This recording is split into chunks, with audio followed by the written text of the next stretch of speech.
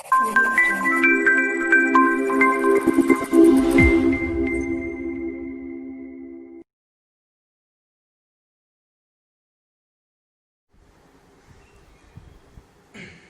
हो फ्रेंड्स, मैं हूं हार्दिक पटेल, आपका आविष्कार के लिए मैं स्वागत करता हूं। चलो शुरू करते हैं हमारा मैथ्स का लेक्चर।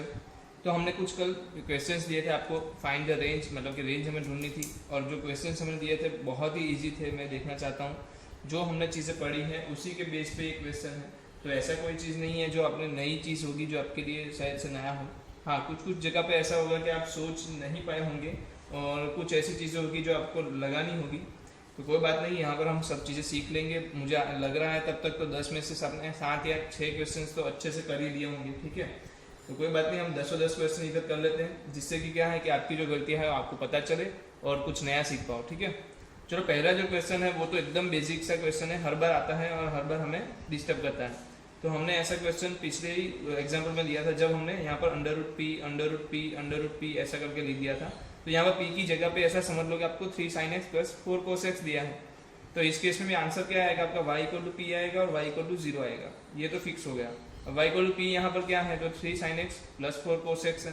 तो y इक्वल टू क्या ले लो, 3 sin x plus 4 cos x। अब आपको पता है इसका रेंज क्या होगी, किसी को भी पता है, माइनस अंडर रूट में 3 square plus 4 square less than और equal to y less than और इक्वल टू अंडर रूट में 3 स्क्वायर प्लस 4 स्क्वायर। तो क्या हो गया, इसकी रेंज हो गई -5 से लेके क्या आ गया 5। तो कोई भी बंदा बता सकता है, एकदम इजी क्वेश्चन था। ठीक है, मुझे लगा तब तक सभी का ये सच हुआ होगा। सिंपल सा क्वेश्चन था, हमने जो पढ़ा है उसी को लगाना था। चलो ये रहा सेकंड क्वेश्चन। जो ये सेकंड क्वेश्चन है ना, उसका मैं जनरल फॉर्म करा देता हूँ आपको। सेकंड क्वेश्चन क्या बोल रहा है, 9 - x²। बट इन फ्यूचर अगर आपको यहाँ पर कोई भी चीज़ दे दे, क्या दे दे, कोई भी चीज़ दे दे, तो आंसर क्या आएगा हम ये निकाल लेते हैं। ठीक है, तो चलो जल्दी से मुझे बता दो ये कब फुलफिल होगा, मतलब ये कब पॉसिबल है। अंडर रूट में ये जो चीज़ दी है वो कब पॉसिबल है, जब 9 - x² आपको क्या दे दिया जाए, ग्रेटर देन और इक्वल टू 0 दे दिया जाए तब। इसका सीधा मतलब ये होता है, देखना मैं क्या बताना चाहता हूँ।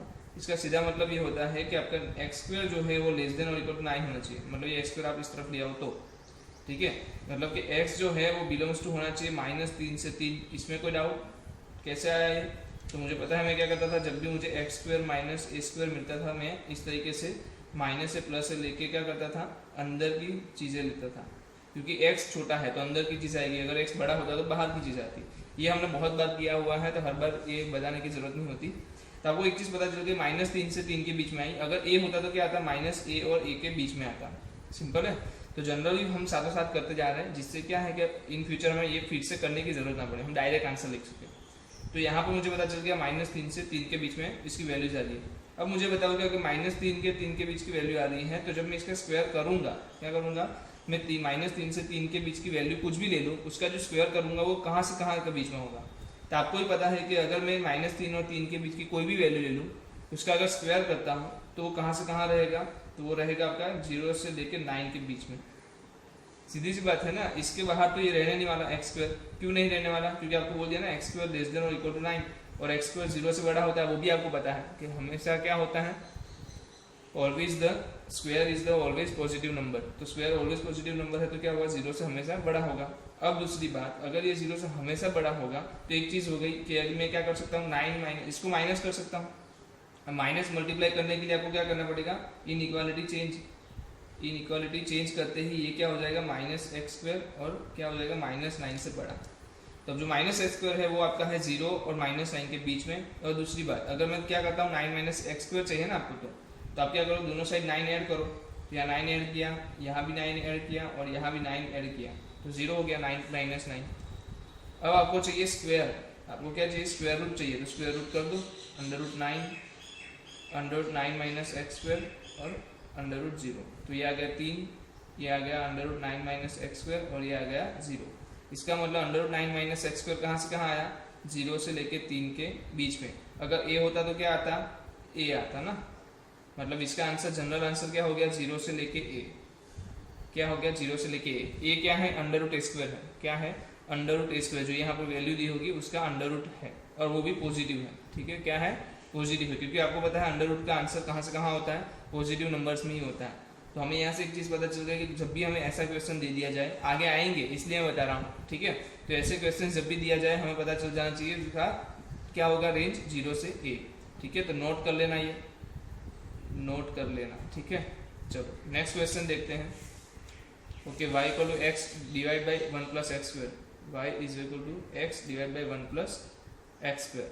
अब जब भी हमें यहाँ पर लीनियर या नीचे क्वाड्रेटिक या फिर क्वाड्रेटिक डिवाइड बाई क्वाड्रेटिक इस टाइप के क्वेश्चन दिख जाए, हमें एक ही काम करना है, क्रॉस मल्टीप्लाई।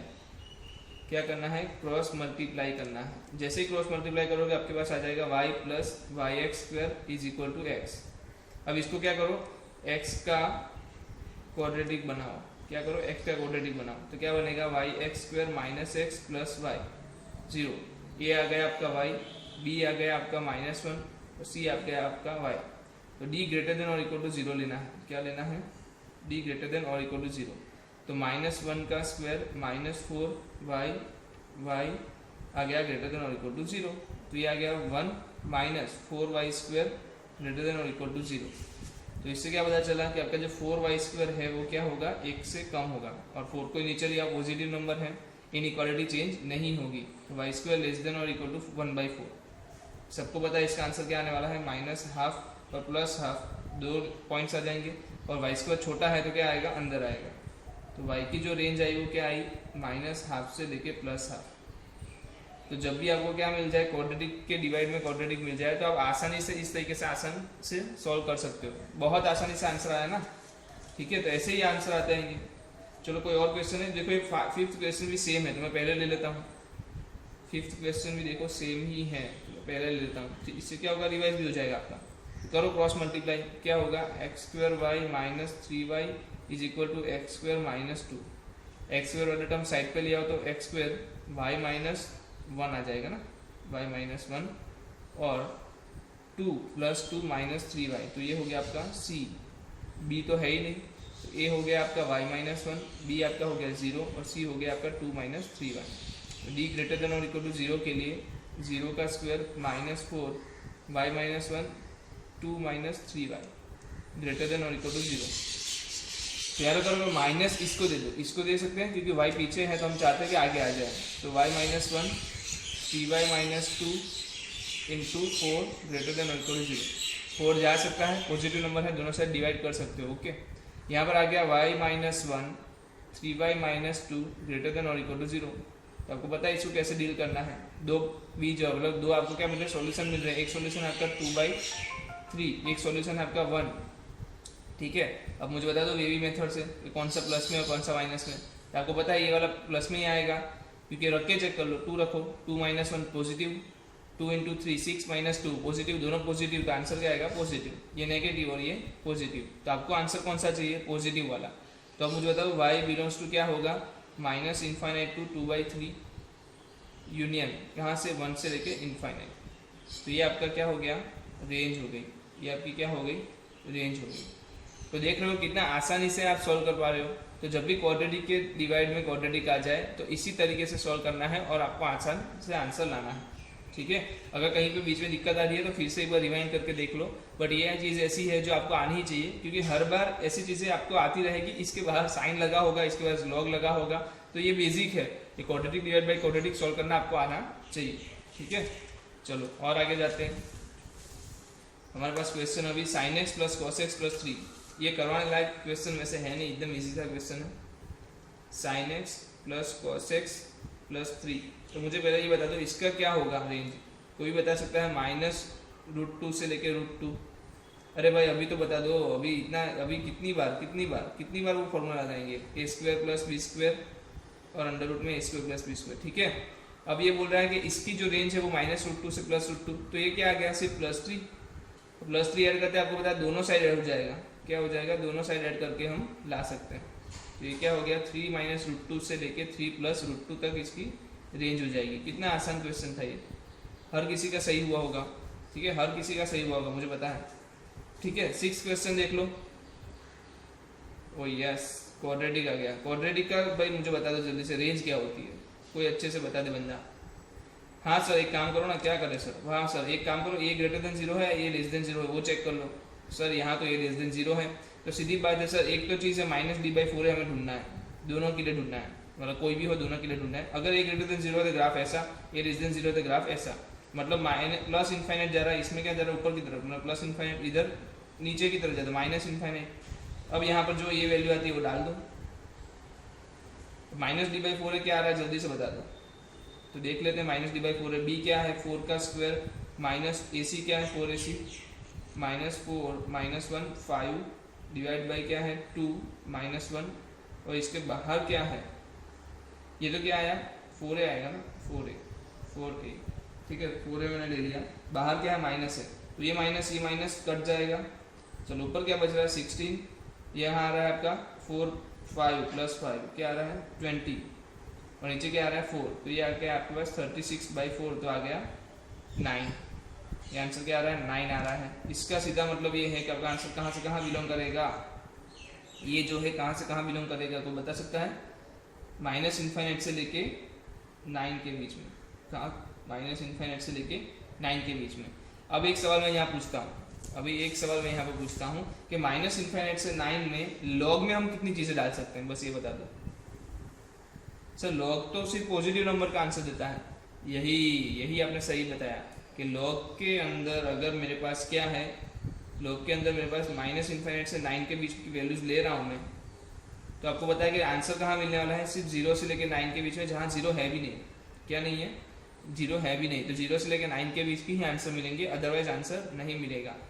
तो आपको एक चीज़ पता है ये क्या है, इंक्रीजिंग फंक्शन है डिक्रीजिंग, कल हमने देखा था ना कि अंदर का अगर एक बार रेंज मिल जाए तो बाहर वाले को चेक कर लो वो क्या इंक्रीजिंग है डिक्रीजिंग। तो मुझे पता है लॉग जब a इसका जो पावर उसकी जो बेस है वो a ग्रेटर देन 1 हो, 1 से ज़्यादा हो तो ये इंक्रीजिंग है, अगर a लेस देन 1 हो तो ये डिक्रीजिंग है।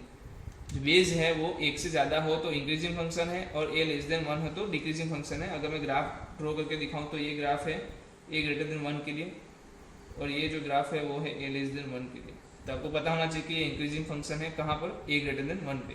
तो अब मैं क्या करूँगा, अंदर डायरेक्टली क्या लगा दूंगा, अंदर डायरेक्टली लॉग लगा सकता हूँ, तो log 3/9 ये आपका कहाँ है क्लोज कर्व है, ये आंसर आ जाएगा -∞। आपको पता है 0 का तो आंसर कहाँ आ रहा है, देखो 0 का -∞ हो रहा है, और log 3/9 क्या हो जाएगा 2, तो -∞ से 2 इसकी क्या हो गई रेंज हो गई, क्या हो गई रेंज हो गई। सिंपल है, आसान है, हर कोई कर सकता है, इसमें कोई डाउट रहे ऐसी कोई चीज़ नहीं है, ठीक है। चलो नेक्स्ट देखते हैं। नेक्स्ट हमारे पास यस अच्छा क्वेश्चन है,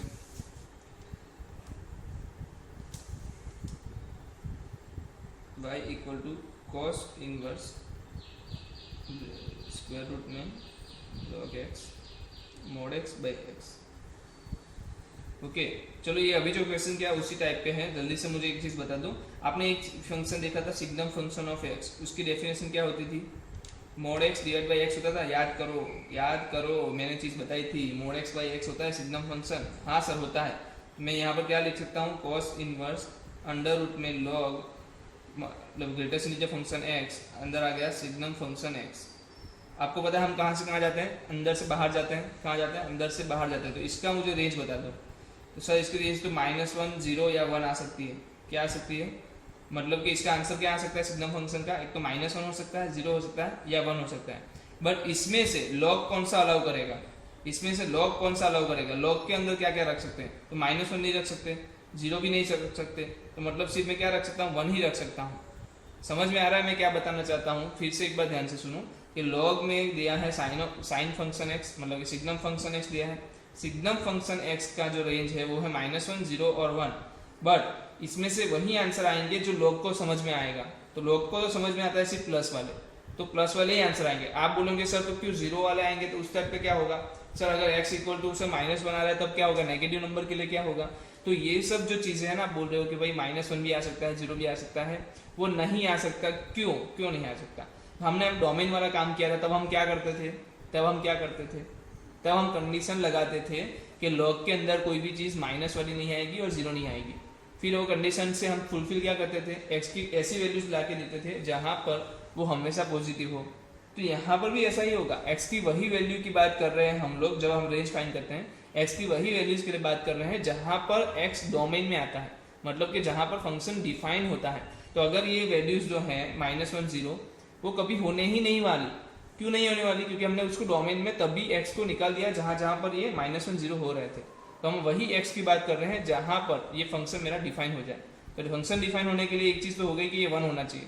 तो मैं पहले क्या कर दूँ, इसको एक ही आंसर दे सकता हूँ ना, इसकी रेंज क्या हो गई, सिर्फ एक वैल्यू 1। तो मैं क्या उसमें इसकी जगह पर 1 लिख सकता हूँ 1। तो मेरे पास आ गया cos इनवर्स अंडर रूट में log, देखो ये क्या आ गया ग्रेटेस्ट इंटीजर फंक्शन x, अंदर क्या आ गया 1। अब आपको एक चीज़ पता है क्या, इसको अनडिफाइन होने के लिए कोई मौका देगा? कोई मौका नहीं देगा। तो ये हमेशा क्या होगा, ग्रेटर देन 0 होगा। और दूसरी बात, ये क्या नहीं होगा, नॉट इक्वल टू 1 होगा। इसका मतलब ये हमेशा क्या होगा, ग्रेटर देन 1 होगा, कि एक से बड़ा ही होगा। अब ये चीज़ भी कौन देख लेगा, डोमेन कर लेगा। ये काम भी कौन कर लेगा, डोमेन कर लेगा। अब यह बात आई कि लॉग का 1, आपको हर किसी को पता है कि लॉग बेस कोई भी हो 1 आंसर दे दे तो log 1 क्या आएगा, 0। इसका मतलब इसका आंसर क्या होने वाला है, डायरेक्टली बता दो कि हमेशा ऑलवेज A1 ऑलवेज है, ओके। तो log 1 ऑलवेज क्या होगा, 0। तो मैं लिख सकता हूँ cos इनवर्स अंडर रूट में 0। इसका मतलब cos इनवर्स 0। मतलब 0 कहाँ पर होता है, cos सबको कोई भी बता सकता है, π/2 पे। तो इसका जो आंसर आ रहा है वो क्या आ रहा है, रेंज क्या आ रही है, y की वैल्यू क्या है आपकी π/2 आई, तो रेंज भी क्या आएगी π/2। तो एक चीज़ समझ में आ जानी चाहिए आपको, कौन सी, कि भाई जहाँ पर चीज़ें एक ही हो रही है। देखो यहाँ पर हमने रेंज ली, क्या रेंज आई, -1 0 1 आया, बट लॉग को तो एक ही परवड़ा, कौन, 1। तो उसने 1 ले लिया। जैसे ही log 1 लिया, आपको एक चीज़ पता है कि log 1 ऑलवेज क्या होगा, 0। बेस कोई भी हो, log 1 हमेशा 0 होता है। तो मैं बेस चेंज होने की भी वजह से भी मुझे कोई दिक्कत नहीं है, मैं log 1 हमेशा 0 लिख दूंगा। तो मैंने 0 लिख दिया, मतलब कि इसका जो आंसर आने वाला है ना, इसकी जो रेंज आने वाली है वो क्या आने वाली है, हमेशा 0 ही आने वाली है। तो 0 आंसर लिख दिया। cos इनवर्स 0 क्या होता था, π/2। तो मतलब y की जो वैल्यू आई वो आई π/2। तो जो रेंज बनेगी वो क्या बनेगी, y की वैल्यू, y के आंसर्स, y के सॉल्यूशंस वो जो है π/2। ठीक है। तो ये बहुत आसान क्वेश्चन है, इसमें ज़्यादा कोई है नहीं लंबा दिमाग लगाने की चीज़। ठीक है, कोई भी कर सकता था। चलो देख लो यहाँ पर। अब मैं है ना आपको 10वां क्वेश्चन पहले कराने वाला हूँ, क्यों वो मैं बताता हूँ। तो पहले मैं 10वां क्वेश्चन दे रहा हूँ। मुझे लग रहा है ये क्वेश्चन में हर किसी का थोड़ा बहुत दिमाग गया होगा और किसी लोगों ने आसानी से ला भी दिया होगा। तो जिन जिन लोगों ने सही से ग्रेटेस्ट इंटीजर फंक्शन एक्स को समझा है वो डायरेक्टली जवाब ला सकते हैं, और जिन लोगों ने नहीं समझा है उसके लिए थोड़ी दिक्कत हुई होगी। पहले एक चीज़ बता दो, ग्रेटेस्ट इंटीजर फंक्शन है तो ये हमेशा कौन सा आंसर देगा, बिलोंग्स टू आई। मतलब कि हमेशा मुझे क्या देगा, इंटीजर्स देगा। क्या देगा, इंटीजर्स देगा। अब मुझे एक बात बताओ, 10 n पाई, मतलब कि 10 जहाँ पर n क्या है, इंटीजर है, आंसर क्या आता है, 10 n पाई आंसर क्या आता है, 0 आता है। सिंपल सी बात है, जब 10 n पाई लेते हो आप तो आंसर क्या आता है, 0 आता है। तो क्या यहाँ पर 10 n पाई नहीं है क्या, ये इंटीजर आ गया ना, आपने बोला n इंटीजर है, हाँ तो ये भी इंटीजर है। तो इंटीजर इंटू पाई होगा तो क्या हो जाएगा, 10 n पाई, ऊपर वाला स्टेप क्या हो जाएगा, 0। इसका सीधा मतलब है ऊपर वाली चीज़ 0 हो जाएगी तो पूरा इक्वेशन ही 0 हो जाने वाला है। तो एक चीज़ समझ में आ जानी चाहिए कि y इक्वल टू 0 के लिए ये वैल्यू दे रहा है, y की इक्वल एक ही वैल्यू दे रहा है, क्या दे रहा है, y इक्वल टू 0। तो रेंज क्या आ जाएगी, 0। एकदम फुद्दू सा क्वेश्चन था, बट आपको समझ, जिसको ये लॉजिक पता है ना कि 10 n पाई 0 होता है, वही इसको सॉल्व कर पाया होगा। ठीक है, एकदम फुद्दू सा क्वेश्चन था, कोई भी कर सकता था। चलो आगे बढ़ते हैं,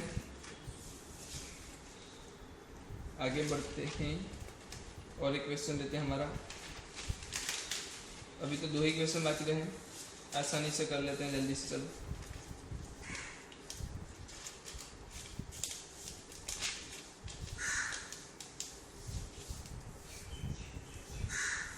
चलो क्या है क्वेश्चन, y इक्वल, सॉरी ये है y equal to sine inverse x square plus x plus 1। जल्दी से क्या करना है, सबसे पहले तो इसका रेंज बताना है। तो x square plus x plus 1 minus d/4 है, जल्दी से बता दो क्या आएगा, बी स्क्वायर मतलब 1 का स्क्वायर -4 डिवाइड में क्या आएगा 4 इंटू 1, तो आया -3/4, और आगे कौन सा है, माइनस है, तो ये हो जाएगा +3/4। तो आपकी जो रेंज आ गई वो क्या आ गई, 3/4 से लेके इनफाइनाइट। किसकी आई x square plus x plus 1 की। आपको क्या चाहिए, अंडर रूट की चाहिए, तो आप क्या करो, अंडर रूट कर दो। सिंपल सी बात है ना, ये हमेशा पॉजिटिव होता है तो ये इनफाइनाइट ही रहेगा। अंडर रूट इनफाइनाइट क्या होता है, चलो अंडर रूट लिख दूँ मैं, इक्वल टू अंडर रूट 3/4। तो आपका आंसर आ गया √3/2 लेस देन और equal to √x² plus x plus 1 और माइनस इन्फाइनाइट का आंसर आ गया इन्फाइनाइट। अब मुझे एक बात बताओ कि साइन इनवर्स के लिए क्या वैल्यू हो सकती है? तो कोई भी बोल सकता है -1 से 1 के बीच में हो सकती है सर, इसके अलावा वैल्यू होगी तो आंसर नहीं देगा। तो क्या इन्फाइनाइट वाली जो चीज़ है वो पॉसिबल बनेगी? कभी नहीं बनेगी ना। बनेगी क्या? √3/2 से क्या तक, कहाँ तक जा सकती है इसकी वैल्यू? इसकी वैल्यू 1 तक। अरे आप अभी भी ये मत सोचो कि 1 से ज़्यादा वाली वैल्यू के लिए क्या होगा। 1 से ज़्यादा वाली वैल्यू कभी आएगी ही नहीं। क्यों नहीं आएगी? क्योंकि उसके लिए हमने ऑलरेडी डोमेन बना लिया है। जो डोमेन है वो ध्यान रखेगा कि इसकी वैल्यू 1 के अंदर ही आए, ठीक है। तो डोमेन ने इतना काम कर लिया है, तो हमें हमेशा वो डोमेन के लिए ही बात करनी है जहाँ पर फंक्शन डिफाइन है। फंक्शन डिफाइन कब होगा? जब √3/2 से लेके 1 के बीच में आता हो। और ये जो हमने चीज़ निकाली वो जनरली निकाली, उसके पहले साइन इनवर्स नहीं लगा था तब हमने निकाली है, इसलिए वो इनफाइनाइट तक दे सकता है। पर जैसे ही साइन इनवर्स लगाया, जैसे ही साइन इनवर्स लगाते हैं या लगाना चाहते हैं हम लोग, एक चीज़ होनी चाहिए कि वो 1 के बीच में होनी चाहिए। और वो काम कौन कर लेता है? डोमेन ध्यान रख लेता है इसका। तो अब क्या करेंगे? तीनों साइड साइन इनवर्स लगाएंगे। पहले साइन इनवर्स का ग्राफ बता दो जल्दी से मुझे यार, ये बहुत आपको याद रहना चाहिए, ठीक है। -π/2 f फॉर इस तरफ आता था तो इसका उल्टा आता था, फॉर का उल्टा। तो देखो आप लेफ्ट से राइट जाते हो तो क्या हो रहा है? बढ़ रहा है। लेफ्ट से राइट जा रहा हो तो बढ़ रहा है, मतलब इंक्रीजिंग फंक्शन है। तो मैं डायरेक्ट लगा दूँ साइन इनवर्स √3/2 लेस देन और इक्वल टू साइन इनवर्स √ में x² प्लस x प्लस 1 और लेस देन साइन इनवर्स 1। ये क्या आया? कहाँ होता है √3/2? कोई भी बोल सकता है सर π/3 पे। ये तो हमारा फंक्शन है f(x) और ये बोल देगा π/2 पे।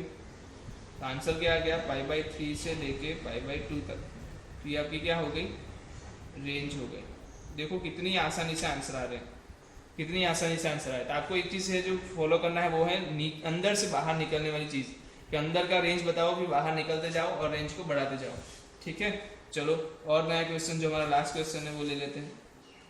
y = cos inverse x² divide by √1 plus x²। चलो जल्दी से पहले अंदर की बात कर लेते हैं, इसका सॉल्व कर लेते हैं। तो यहाँ पे दिया है x² divide by √1 plus x²। अब मैं इसकी जगह पे क्या है कि 2t ले लेता हूँ, क्योंकि इसका अगर मुझे मिल गया फिर cos इनवर्स का ढूंढना दिक्कत नहीं होगी, ठीक है। तो पहले इसका निकालना है। इसका निकालने के लिए क्या करोगे आप? Cross multiply. तो √1 प्लस x² t = x²। अब ये √a निकालने के लिए क्या कर सकते हो? स्क्वायर। तो 1 प्लस x² t² = x⁴, ठीक है। अब मुझे बताओ क्या आएगा? अब मैं क्या कर सकता हूँ इसमें? आप तो x का क्या बनाओगे? क्वाड्रेटिक बनाओगे। तो x² का square plus t² x² plus t² = 0। ये हो गया आपका 1, b हो गया आपका t², c हो गया आपका t²। तो क्या आएगा आंसर? जल्दी से मुझे बताओ। t⁴ आएगा -4t² > 0। मतलब ये d > 0 करे तब क्या आएगा? t⁴ -4t² > 0। देखो माइनस आ रहा है, क्या आ रहा है? x⁴ इस तरफ आएगा तो क्या हो जाएगा? x⁴ इस तरफ आ जाएगा तो क्या हो जाएगा? माइनस हो जाएगा। इसका मतलब ये वाली जो चीज़ है -1 आने वाली है। क्या आने वाली है? -1। तो ये आ जाएगा प्लस। तो आपका आंसर आएगा t² प्लस 4 > 0। अब मुझे बताओ t² क्या है? स्क्वायर है, ऑलवेज क्या होगा? पॉजिटिव। ये क्या होगा? पॉजिटिव। पॉजिटिव प्लस पॉजिटिव, ये वाला टर्म भी पॉजिटिव, दोनों पॉजिटिव। तो क्या हमेशा 0 नहीं होगा? 0 से बड़ा नहीं होगा? ये हमेशा ऑलवेज ट्रू हो गया ना। क्या हो गया? ऑलवेज ट्रू हो गया। ऑलवेज ट्रू मतलब t belongs to r। Always true मतलब t बिलोंग्स टू r, मतलब t की कोई भी वैल्यू डाल दो, कोई फर्क नहीं पड़ता, ऑलवेज ट्रू होगा। अगर ये ऑलवेज ट्रू है तो सिंपल सी बात है, मुझे एक बार बता दो कहाँ गया, कहाँ गया, कहाँ गया? ये रहा t ऑलवेज पॉजिटिव है। अगर t ऑलवेज पॉजिटिव, कहाँ? सॉरी, t कुछ भी हो सकता है, r में से कुछ भी वैल्यू हो सकती है। तो मुझे यहाँ पर कौन सी वैल्यू डालनी है? r। तो cos इनवर्स r, आपको पता है r तो मैं ले नहीं सकता, क्या ले सकता हूँ? cos इनवर्स के लिए। और ये ध्यान कौन रखेगा? डोमेन रखेगा। cos इनवर्स के लिए आप -1 से 1 ही ले सकते हो। भले ये t वैल्यू दे रहा है -1 के 1 की बाहर की भी, बट जो हमारा डोमेन होगा वो ध्यान रख लेगा कि इसकी वैल्यू हमेशा क्या आए? -1 से 1 के बीच में ही आए। तो cos इनवर्स हमें क्या निकालना है? -1 से 1। और आपको इसका ग्राफ पता ही होगा, cos का 0 से पाई आता है, ठीक है। और ऐसे करके आप बनाते हो। तो जो रेंज है वो क्या होती है आपकी? 0 से पाई। ये वैल्यू कौन सी? -1 से 1। बट ये वैल्यू क्या आ जाएगी? 0 से पाई। तो रेंज क्या आ जाएगी? 0 से लेके पाई। तो इस क्वेश्चन का आंसर क्या आ रहा है आपका 0 से लेके पाई आ रहा है। सिंपल है, समझ में आ रहा है कैसे किया। ये क्वाड्रेटिक सॉल्व किया ना हमने, जो ऑलरेडी हमने क्वाड्रेटिक सॉल्व करके रखी है वही चीज़ें की हमने। पर यहाँ से एक चीज़ पता चल गई कि दोनों पॉजिटिव है तो ऑलवेज पॉजिटिव हो जाएंगे। इसका मतलब क्या है, हमेशा इसका आंसर निकाल सकता हूँ। और आपकी रेंज क्या हो रही है 0 से लेके पाई के बीच में, तो कोई प्रॉब्लम नहीं होगी। बहुत आसानी से ये सब क्वेश्चन आप सॉल्व कर पा रहे होंगे। एक चीज़ मैं अभी भी नोट करना चाहता हूँ कि घर पे जब भी आप चीज़ें करो इसको अच्छे से नोट डाउन करो, अपनी नोट में अच्छे से नोट डाउन करो। और डेली अगर आप यहाँ पर आ रहे हो तो पिछले 2-3 लेक्चर का तो एक बार देख के आओ। अगर ये लेक्चर देखने आप बैठ रहे हो तो पिछले के जो 2-3 लेक्चर हमने किए हैं उसको एक बार रिवाइज करना मत भूलना, क्योंकि रिवीजन बहुत ज़रूरी चीज़ है। अगर रिवीजन नहीं कर रहे हो तो मैथ्स भी एक, आपको लगता है कि मैथ्स कैलकुलेटिव है, बट मैं बता रहा हूँ कैलकुलेटिव है, होता था जब 10th में आप पढ़ते थे। अब जो 11-12 की बात करूँ तो आपको पता है कि 12th कैलकुलेटिव नहीं रहा। इसके साथ साथ कितनी सारी थियरीज ऐड होती है। थियरीज इन द सेंस कि इसको इस तरीके से सॉल्व करो, इसको इस तरीके से सॉल्व करो, ये ऐसी टेक्निक को बिलोंग करता है, इसके अंदर ये टेक्निक है। तो ये सब क्या हो गया, ये सब आपके साथ थियरी का ही खेल चल रहा है, ठीक है। तो अब मैथ्स इतना भी वो नहीं है जितना आप ले रहे थे पहले। तो आप रिवाइज करना मत भूलना। अगर रिवाइज करना भूल रहे हो तो आप मतलब समझ लो आप 10 दिन काट रहे हो। क्या कर रहे हो, दिन काट रहे हो। पिछले की जो 7 दिन पहले की बातें हैं वो आप भूल गए होंगे। आज कौन सा लेक्चर हुआ है, आज 15 या 16वां लेक्चर चल रहा है। क्या आपको पूरे के पूरे याद है? अगर मैं 14 जो लेक्चर है उसमें से किए हुए एग्जाम्पल भी आपको दे दूँ, जो एग्जाम्पल मैंने डायरेक्टली किए हैं और मैंने आपको होमवर्क में भी करा है, क्या आप में से कितने लोग ऐसे हैं जो बोल सकते हैं सर मैं 100% आंसर दे सकता हूँ? ठीक है, थोड़ा तो आपको भी डाउट हुआ अभी, तो ये नहीं होना चाहिए। रिवाइज ज़्यादा होना चाहिए और आपको ये चीज़ें पता होनी चाहिए कि कैसे आपको आगे बढ़ना है, ठीक है। चलो हम आगे बढ़ते हैं अपने नए टॉपिक के साथ। टॉपिक तो नया नहीं है, इसी के बेस पे है, पर हम ये क्वेश्चंस जो है कैसे सॉल्व करते हैं उसके ऊपर है। तो कुछ क्वेश्चंस हम लेंगे, उसके बाद उस टॉपिक पे जाएंगे। चलो तो कुछ क्वेश्चंस ले लेते हैं, हम कुछ क्वेश्चन सॉल्व कर लेते हैं, इसके बाद हम यहाँ पर आएंगे वापस से। तो अभी मेरे पास एक क्वेश्चन है और क्वेश्चंस देख लेते हैं, फिर हम मेन टॉपिक पे चले जाएंगे जो हम डिस्कस करना चाहते हैं। जो हमारे पास क्वेश्चन है वो है y = sin² x + cos 4x। अब इसका मुझे क्या बताना है, रेंज बताना है। सिंपल सी चीज़ है, आप sin² को क्या cos में कन्वर्ट कर सकते हो, कर सकते हैं। कैसे? 1 - cos² x। तो अब तो क्या हो गया, इजी हो गया ना। अगर आप क्या करते हो cos² x को t एज्यूम कर लेते हो तो ये 1 - t + t² हो जाता है, मतलब कि क्वाड्रेटिक सॉल्व हो जाता है। अगर ये क्वाड्रेटिक हो जाता है तो मुझे क्या करना है, सिंपल से काम करना है, इसको होल स्क्वायर बना देना है। होल स्क्वायर बनाने से क्या फ़ायदा होगा, अगर मैं बोलिए cos² x का स्क्वायर है माइनस cos² x, अगर मैं इसे 2 से मल्टीप्लाई कर दूँ और 1/2 से डिवाइड कर दूँ तो क्या हो जाएगा, तो ये होल स्क्वायर बनने लायक हो जाएगा ना, मिडल टर्म बन जाएगी। तो चलो मिडल टर्म बना दो जल्दी से। cos² x - 2 × cos 4x है। यहाँ पर क्या है, cos² x है और 1/2 आ रहा है, तो सीधी बात है मुझे क्या चाहिए होगा, 1/4 भी चाहिए होगा। तो 1 में से मैंने 1/4 को यूज़ कर दिया, बाकी क्या बचेगा 3/4। ओके, तो अब ये क्या है, अब ये होल स्क्वायर बन गया है। अब ये होल स्क्वायर बन गया है तो मतलब हो गया cos² x - 1/2, क्या हो गया 1/2 का स्क्वायर प्लस 3/4।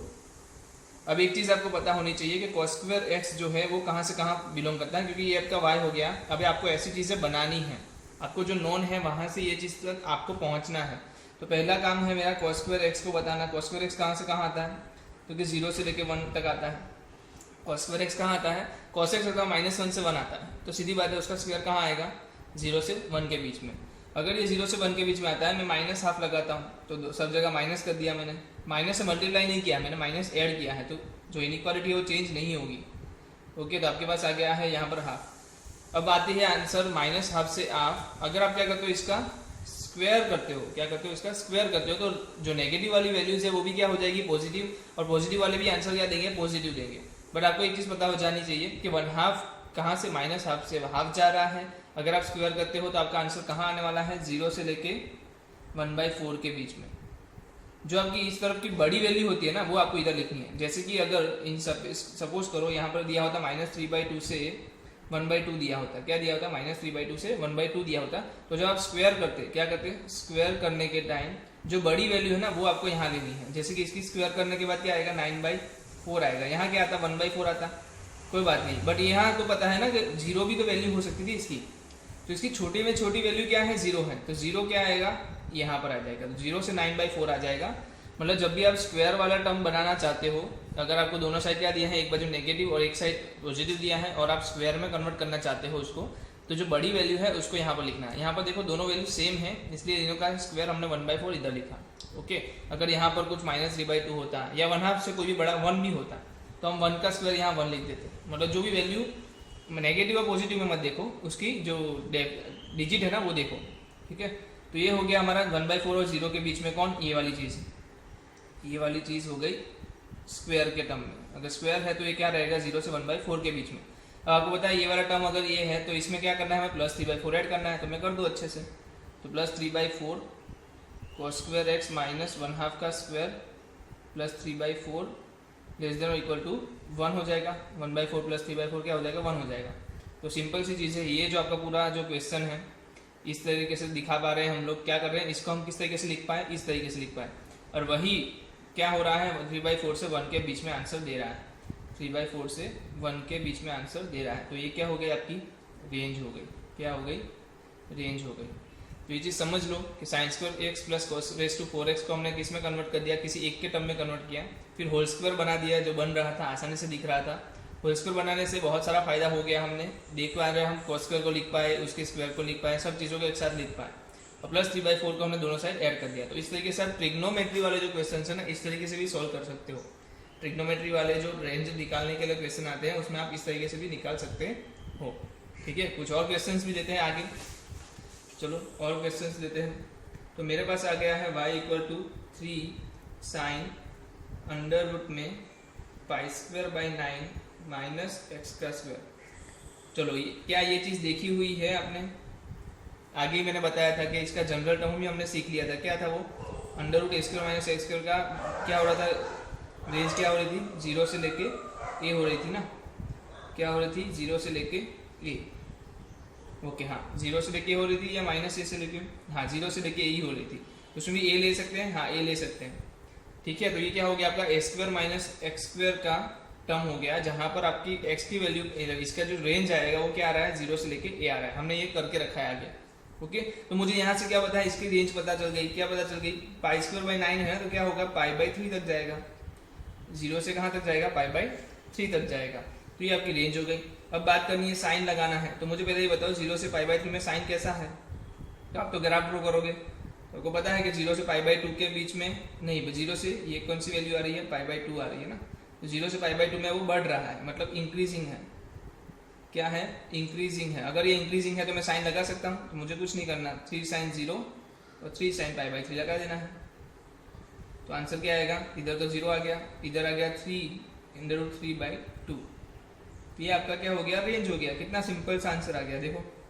बट इसके लिए आपको क्या पता होना चाहिए था कि इसका आंसर क्या होता है, डायरेक्ट पता हो। नहीं पता है डायरेक्ट तो भी हम निकाल सकते थे ये। ठीक है, हमने जो मेथड वहाँ पर यूज़ की वही मेथड यहाँ पर भी यूज़ करके निकाल सकते थे। तो आपको याद है तो बहुत अच्छी चीज़ है कि इसका जो डायरेक्ट रेंज होता है वो क्या होता है, 0 से a। इसकी वजह से हमने इंक्रीजिंग फंक्शन को जब लगाया डायरेक्टली लगा दिया बिना ऑर्डर चेंज किए। तो आपका हो गया 3 sin 0 3 sin π/3। आंसर आपका 0 3 √3/2। चलो कुछ और क्वेश्चन ले लेते हैं। अब मेरे पास क्वेश्चन है y = 3 mod sin x - 4 mod cos x। तो जब भी याद रख लेना, note, when you get sin and cos in mod with subtraction, मतलब कि मोड भी लगाया हो और सब्ट्रैक्शन भी हो। क्या हो, मोड भी लगाया हो और सब्ट्रैक्शन भी हो, तो आपका आंसर क्या हो जाएगा, नेगेटिव वाला कोफिशिएंट और पॉजिटिव वाला कोफिशिएंट। क्योंकि देखो अब सीधी बात है, माइनस सब्ट्रैक्शन हो रहा है तो दोनों की वैल्यू क्या होगी, डिफरेंट होगी। यहाँ पर देखो एक माइनस वाली है तो एक प्लस वाली है, मतलब कोफिशिएंट देखो आप, तो एक माइनस वाला है एक प्लस वाला है। ऑब्वियस बात है, अगर सब्ट्रैक्शन कर रहा हूँ तो दोनों अलग अलग वाले ही होंगे। अगर ये नेगेटिव होता तो ये पॉजिटिव होता, सिंपल सी बात है। तो एक चीज़ हो गई कि मुझे जब सब्ट्रैक्शन पूछा जाए और मोड दे दिया जाए, साइन कॉस के इक्वेशन में, क्वेश्चन में जब भी मुझे क्या दे दिया जाए, सब्ट्रैक्शन दे दिया जाए और मुझे मोड भी दे दिया गया हो, तब उसका आंसर डायरेक्टली मैं लिख सकता हूँ। वो है नेगेटिव वाला कोफिशिएंट मतलब -4 और पॉजिटिव वाला कोफिशिएंट वो क्या होगा, 3। तो ये डायरेक्ट आंसर आप लिख सकते हो, ये है आपकी रेंज। ये डायरेक्ट आंसर आप लिख सकते हो, ये हो गई रेंज। इसको ज़्यादा इलोबरेट करने की मैं ज़्यादा नहीं ले रहा हूँ, बट साइन का कर्व इस तरीके से आएगा, सॉरी साइन कर्व चलो ये नया बना देता हूँ। साइन का कर्व किस तरीके से आएगा, इस तरीके से मोड साइन का, किस तरह का मोड साइन का, नीचे जाएगा ही नहीं, वो पॉजिटिव हो जाएगी वैल्यूज। अब कॉस की बात करूँ तो कॉस कैसा आएगा आपको पता है सबको, कि बीच में से ड्रॉ करना शुरू करेंगे, बट ये माइनस है तो माइनस वाला कहाँ ड्रॉ करेंगे, नीचे इस तरीके से ड्रॉ होगा। तो अब देखो मैक्सिमम वैल्यू तो कहाँ जा रही है +3, मिनिमम वैल्यू कहाँ जा रही है -4। तो मैक्सिमम कब जा रही है बताओ, जब ये 0 है तब ये मैक्सिमम है, जब ये 0 है तो ये मिनिमम है। तो -4 और 3 अचीव कर रहा है, इससे अलावा वाली में अचीव कर पा रहा है क्या, देखो इससे जैसे मैं माइनस यहाँ तक मैं माइनस जा रहा हूँ, मैक्सिमम माइनस कहाँ तक जा रहा है, -4 तक जा रहा है। अगर इससे थोड़ा ऊपर जाऊंगा तो माइनस कम हो जाएगा, माइनस कम हो जाएगा तो सिंपल सी बात है, कोई मतलब ही नहीं बनता कि -4 से नीचे वाली को वैल्यू मिलने नहीं वाली है। ठीक है, यहाँ देख लो आप प्लस है, ये पॉजिटिव है, उसमें से मैं कुछ नेगेटिव माइनस कर रहा हूँ तो आपको वैल्यू कुछ ना कुछ कहाँ मिलेगी, -4 से कम ही मिलेगी, -4 से ज़्यादा ही मिलेगी, सॉरी क्या मिलेगी, -4 से ज़्यादा ही मिलेगी। आप एक काम कर लो, 3 से ज़्यादा बढ़ा सकते हो, तो अगर ये वैल्यू 3 तक जा सकती है, इसमें से मैं ऐसा तो क्या ऐड करूँ, क्योंकि ये तो कभी नेगेटिव देगा ही नहीं ना, ये तो हमेशा क्या देगा, वैल्यू पॉजिटिव, तो उसको माइनस करने की वजह से वो नेगेटिव हो रहा है, तो कभी ये इसमें ऐड नहीं हो सकता, ये हमेशा माइनस ही करेगा। तो 3 - 0 हो सकता है, अदरवाइज इसकी वैल्यू नहीं हो सकती। ठीक है, मेरे को ये चीज़ पता होनी चाहिए कि 3 से लेकर -4 के बीच में, मतलब -4 से लेकर 3 के बीच में ही इसकी वैल्यूज मिलेगी।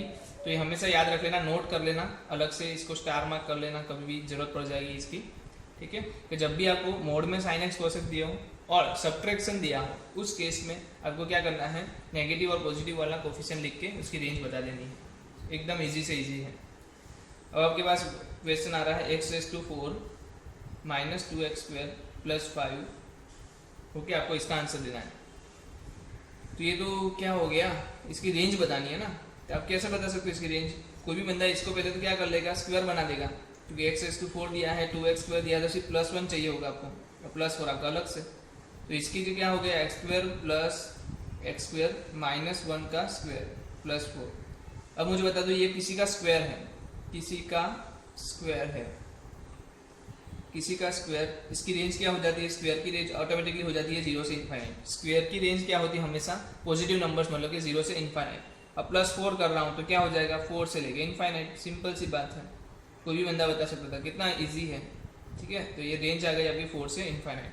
इसमें ज़्यादा मैं कुछ लंबा खींच नहीं रहा हूँ, किसी भी बंदे को ये आता है।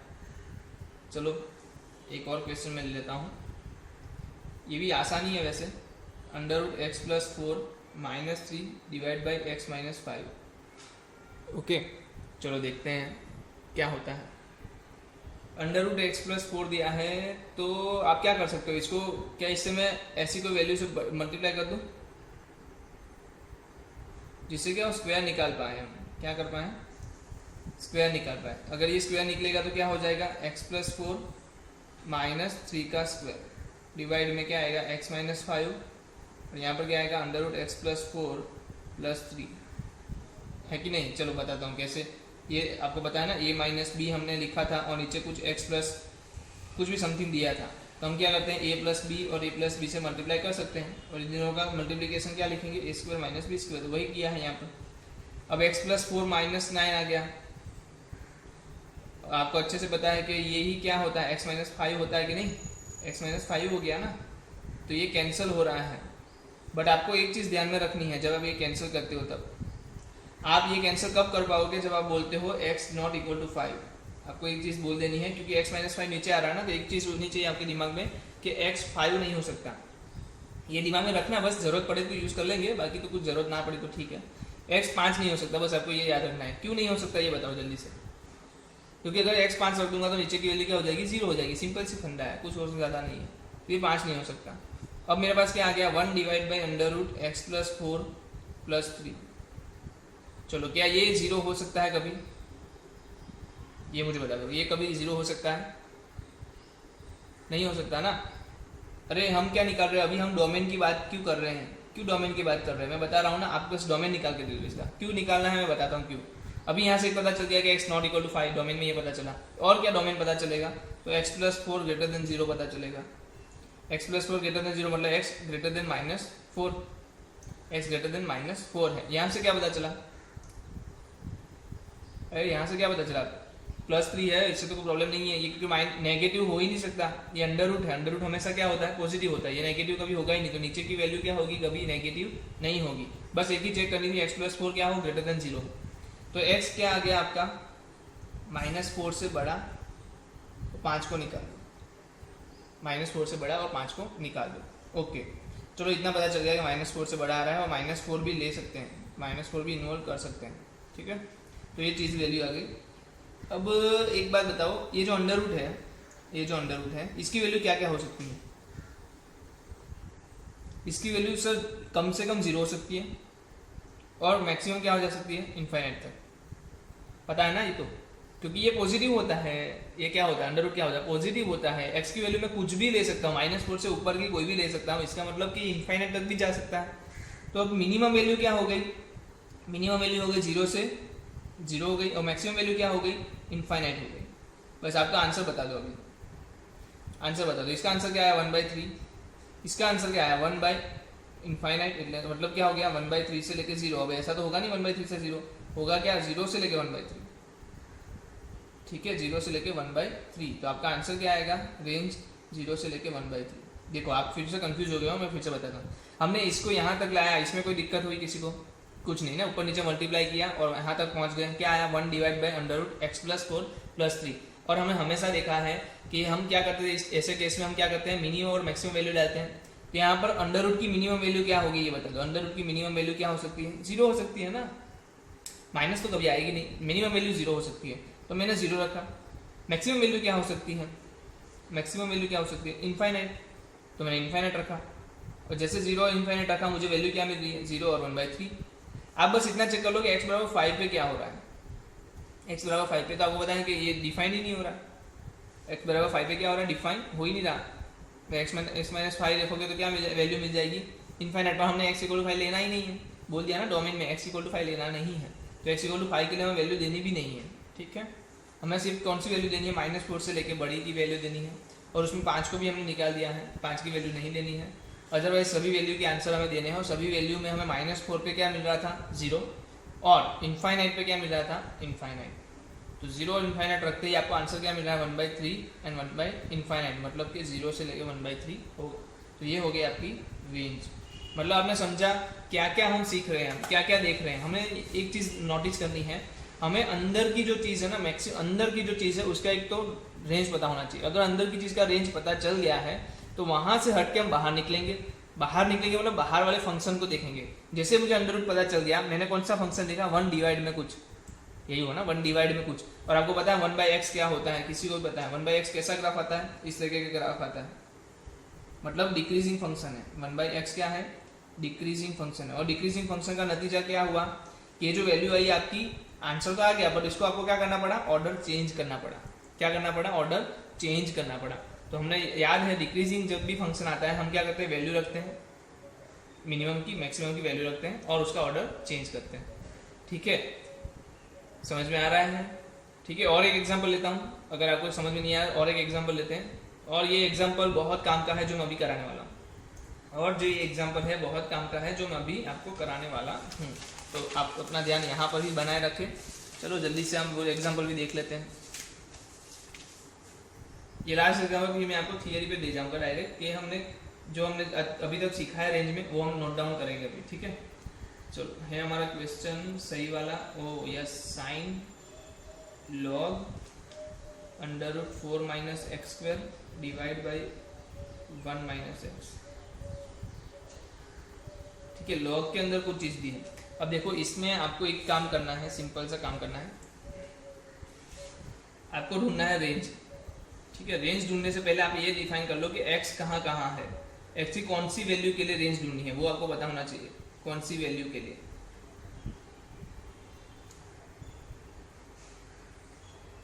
x की कौन सी वैल्यू के लिए आपको क्या ढूंढना है, रेंज ढूंढनी है, वो पता होना चाहिए। क्यों पता होना चाहिए, क्योंकि ये लॉग में दे दिया है ना, तो अंदर की जो चीज़ होगी ना, कुछ जगह पे नहीं होगी, कुछ जगह पे होगी, तो थोड़ा पेचीदा ज़्यादा लग रहा है। नॉर्मल सा होता तो हम डायरेक्ट बोल देते भाई x यहाँ से यहाँ ले सकते हो, यहाँ से यहाँ नहीं ले सकते, बट यहाँ पर आपको ढूंढना पड़ेगा। जैसे पहली कंडीशन है आपकी, ये जो पूरा टर्म है वो क्या होना चाहिए,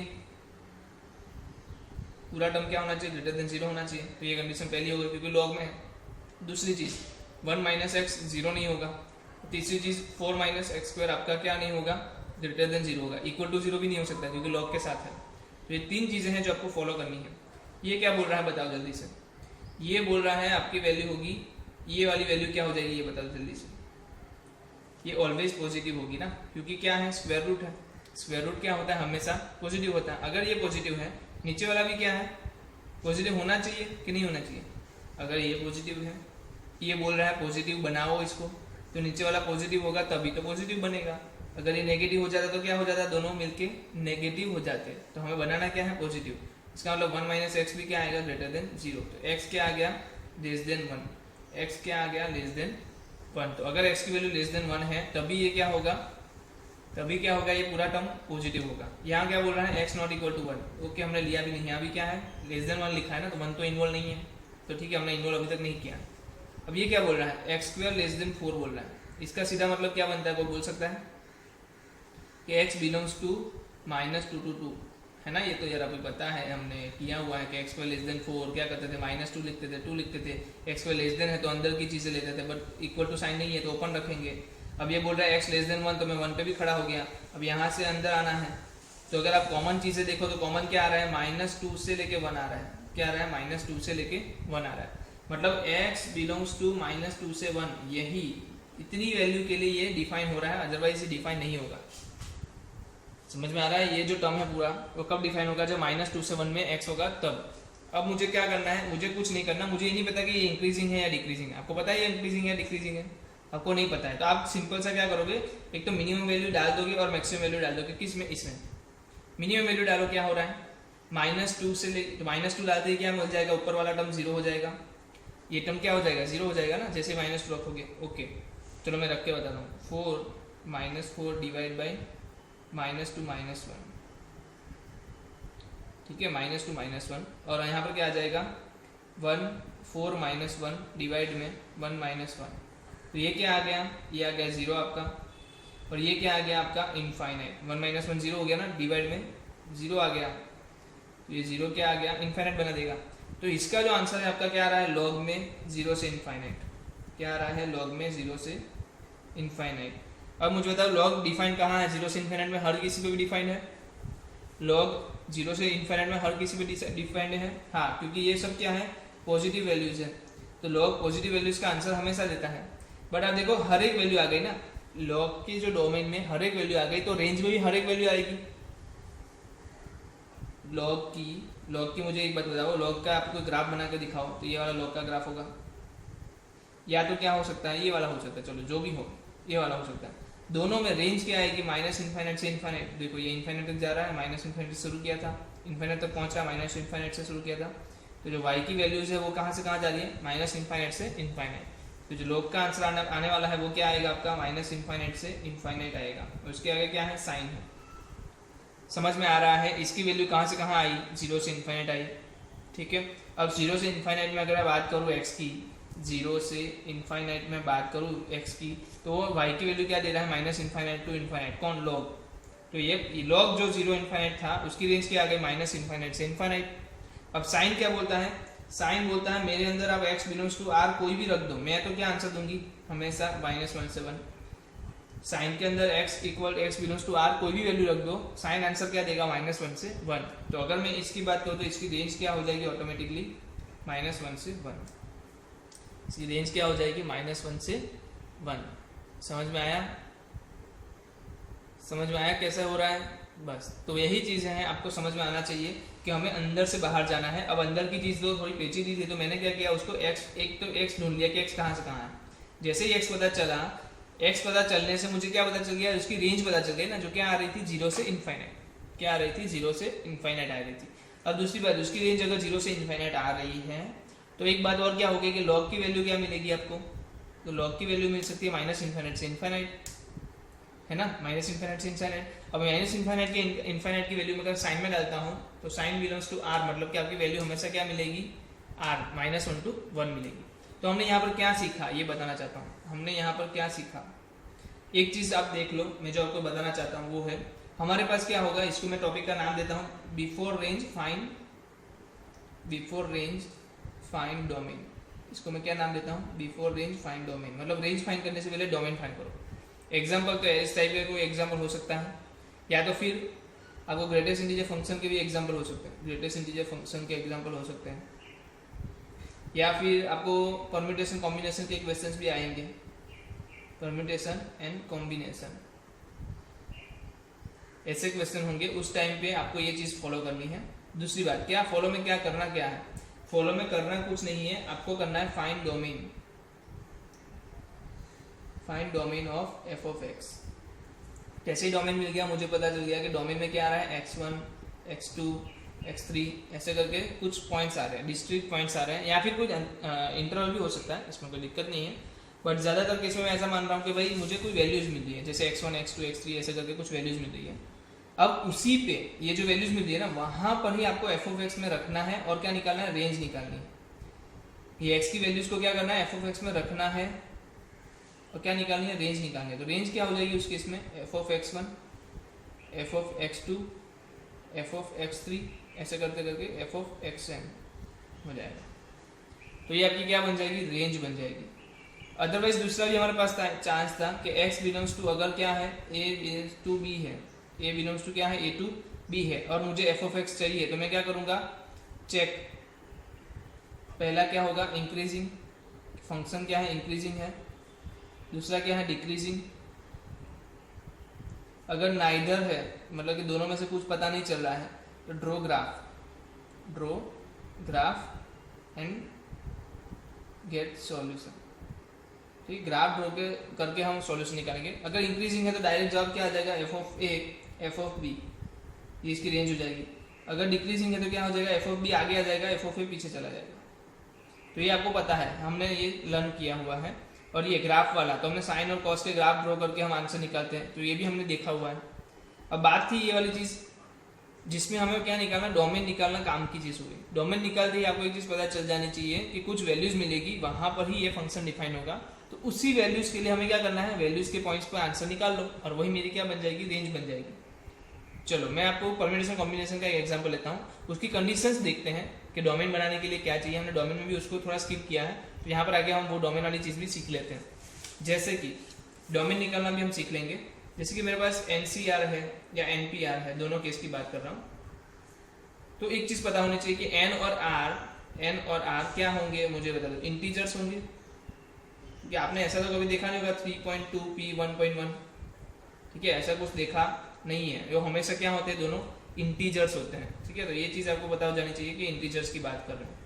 दूसरी बात, n ग्रेटर देन और इक्वल टू 0 होता है, sorry not equal to, n सिर्फ ग्रेटर देन 0 होता है, क्योंकि जो n की वैल्यू है वो क्या है, 1p 0 हो सकती है, 2p 0 हो सकती है, या 0p 0 ऐसा नहीं होगा, 0p 3 ऐसा भी नहीं होगा। तो इसका मतलब n ग्रेटर देन 0 होगा हमेशा। दूसरी बात r की, तो r ग्रेटर देन और इक्वल टू 0 होगा। कभी ऐसा देखा 2p -2, नहीं, नेगेटिव वैल्यूज नहीं होती, सिर्फ पॉजिटिव वैल्यूज होती है। तो r ग्रेटर देन और इक्वल टू 0 होगा। और दूसरी बात, n जो है वो r से बड़ा या तो r जितना होगा, जैसे कि 5p2, 5p5, 5p6, ना ऐसा तो कभी नहीं होता। तो कहने का मतलब वो क्या होगा, ये 4 शर्तों से हम 4 कंडीशन से हम क्या निकाल सकते हैं, डोमेन निकाल सकते हैं। 4 कंडीशन से हम क्या निकाल सकते हैं, डोमेन निकाल सकते हैं। एक एग्जांपल लेंगे तो आपको और ज़्यादा समझ में आएगा। जो है मेरे पास वैल्यू है, यस ये रहा, 7 - xp x - 3। चलो मुझे तो इसकी वैल्यू निकाल के देनी है आपको। पहली बात एक चीज़ बता दो, 7 - x क्या होगा, जो ये n है ग्रेटर देन 0, x - 3 क्या होगा, ग्रेटर देन और equal to 0। 7 - x greater than x - 3 होगा, ग्रेटर देन और इक्वल टू। ये 3 कंडीशन मैंने लगा दी। और दूसरी बात मैंने क्या किया, x बिलोंग्स टू i है, तो देखो ना x बिलोंग्स टू i हो रहा है कि नहीं, x बिलोंग्स टू i है, इंटीजर बनाना है। ओके, तो अब बात करो इंटीजर बनाना है, मुझे ये भी ध्यान रखना है। तो ये बोल रहा है x ग्रेटर देन 7 बोल रहा है, सॉरी x लेस देन 7 बोल रहा है, ये बोल रहा है x ग्रेटर देन और इक्वल टू 3, और ये क्या बोल रहा है, x को इस तरफ ले जाओ तो 2x, 3 इस तरफ आया तो 10, x लेस देन और इक्वल टू 5 आया।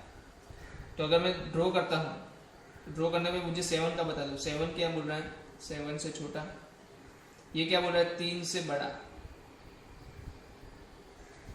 3 से बड़ा, और ये बोल रहा है 5 से छोटा। तो देखो आप कॉमन पार्ट कहाँ आ रहा है, 3 से लेके 5 में, तो अब मैं क्या बोलूँगा, मैं बोलूँगा कि x belongs to 3 to 5 but x is integer, x is integer. तो x क्या हो जाएंगे, सिर्फ इंटीजर वैल्यूज आएगी। 3 और 5 के बीच में कौन सी वैल्यूज लेनी है, सिर्फ इंटीजर वैल्यू। तो सिर्फ इंटीजर में कौन कौन सी आई, 3, 4 एंड 5। तो आपने ये देखा जो हमने यहाँ पर पढ़ा था 3, 4, 5 जो जैसे x1, x2, x3 तो मिल गया ना, x1, x2 एंड x3, मतलब कि 3 अलग अलग पॉइंट मिल गया। मतलब यही सिर्फ वैल्यू है जहाँ पर ये फंक्शन डिफाइन होगा। ये इतनी ही वैल्यू के लिए, सिर्फ 3 वैल्यू के लिए ये फंक्शन डिफाइन हो रहा है। तो हमें कुछ नहीं करना, हमें तो f(3) ढूंढना है, हमें f(4) ढूंढना है और f(5) ढूंढना है। अगर आपने f(3) ढूंढ लिया, f(4) ढूंढ लिया और f(5) ढूंढ लिया तो वही आपका क्या हो जाएगा, रेंज।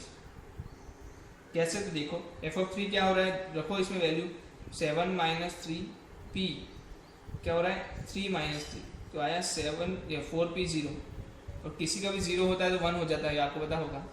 फिर आपके पास क्या आया 7 - 4p, 4 - 3 तो आया 3p1, तो ये आंसर क्या आ गया 3।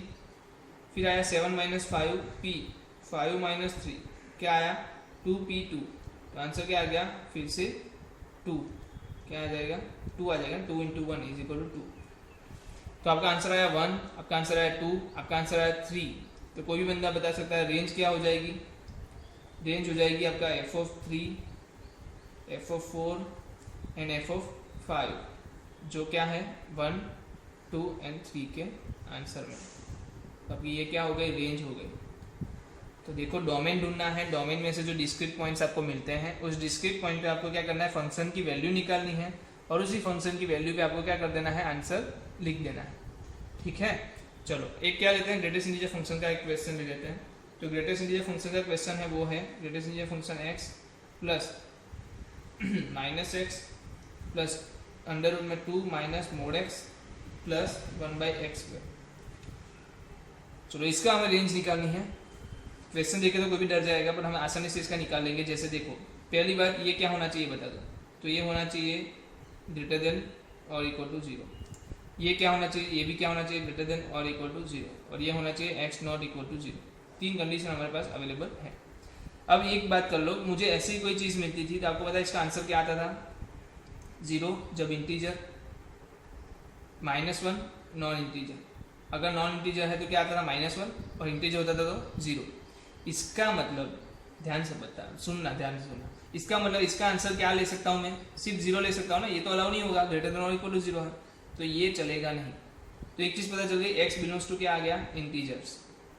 x क्या होंगे, इंटीजर्स, एंड वैल्यू ऑफ, इसकी वैल्यू हमेशा क्या होगी,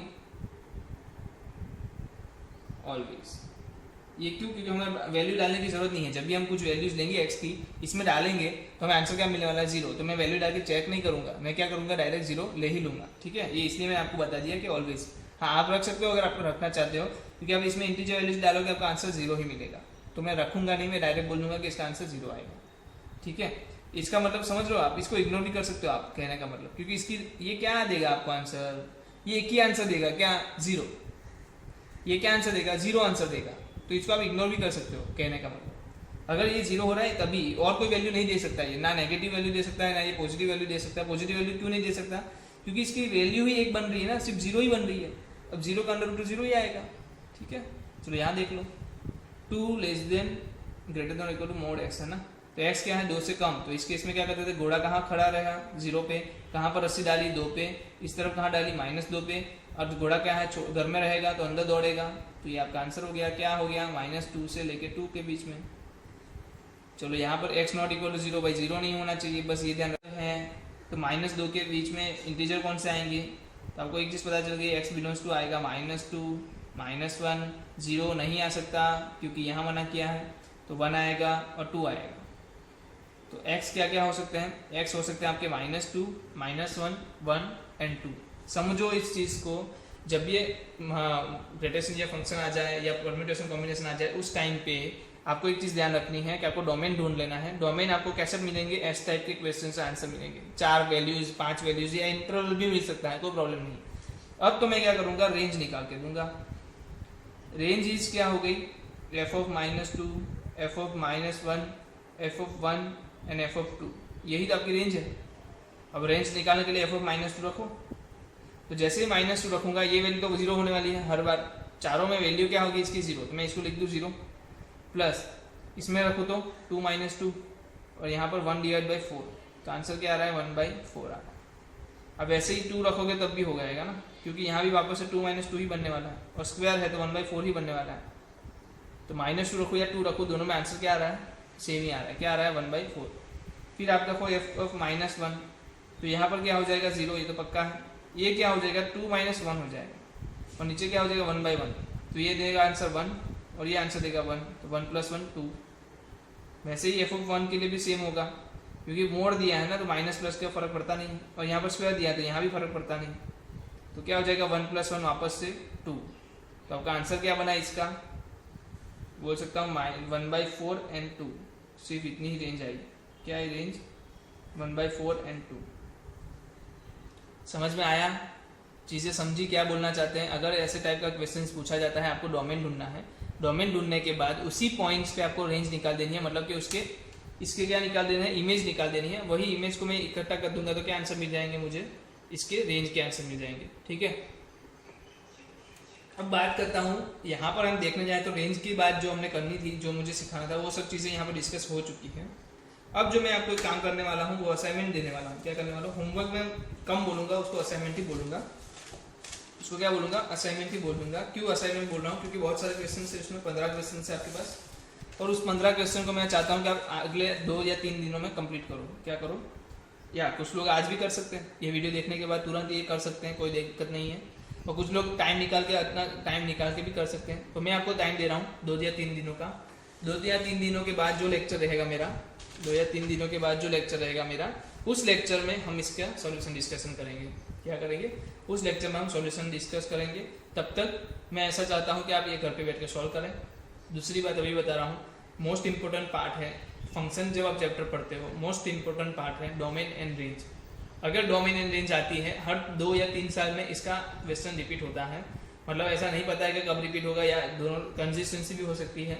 बट आपको एक चीज़ पता होनी चाहिए कि 33% अगर फंक्शन चैप्टर में उठा रहा हूँ, उसमें से जनवरी का क्वेश्चन निकालूँ तो 33 या 35% चांसेस हैं कि मेरे क्वेश्चन यहाँ से बने। और दूसरी बात, बोर्ड के माध्यम से बात करूँ तो बोर्ड का जो एग्जाम रहता है उसमें, अगर गुजरात बोर्ड की बात करूँ तो गुजरात बोर्ड में जो क्वेश्चन आते हैं उसमें 50 MCQ आने वाले हैं। 50 MCQ में से चांसेस है 2 MCQ आपके डोमेन और रेंज से निकल जाए। हाँ, 2 क्वेश्चन सबके डोमेन और रेंज से ही निकल जाए, इसके चांसेस हैं। तो ये आपको पता होना चाहिए, इसमें गड़बड़ी नहीं होनी चाहिए। और CBSE वालों के लिए भी इतना ही इंपॉर्टेंट है, वहाँ भी ऐसे क्वेश्चन, छोटे जो क्वेश्चन होते हैं वो डोमेन रेंज के पूछ लेते हैं, और वहाँ पर लोग अक्सर गलतियाँ कर भी देते हैं। ठीक है, तो आपको ये गलतियाँ नहीं करनी है, इसको अच्छे से एकदम खतरनाक तरीके से तैयार करके जाना है। और ये भी क्वेश्चन उठाओ, सब आने चाहिए। ठीक है, अब ये भी बता रहा हूँ कि ये सब क्वेश्चंस करने के बाद आपको ऐसा कोई क्वेश्चन मिलेगा भी नहीं कि जो अलग से मेथड का रखता हो आपके सामने। ठीक है, अगर रखे तो प्लीज़ मुझे शेयर कीजिए, मैं आपको उसका आंसर निकाल के दूंगा, और मेरे लिए भी शायद से नया कुछ सीखने लायक रह जाएगा। तो ये जो वैल्यूज मैंने आपको प्रॉब्लम्स दिए हैं, ये सब प्रॉब्लम अभी तक के अलग अलग वेराइटी के सब प्रॉब्लम इसमें आ जाएंगे, तो आपके लिए ये बहुत बड़ा फायदा होगा। ठीक है, चलो मिलते हैं नेक्स्ट लेक्चर में, तब तक अलविदा।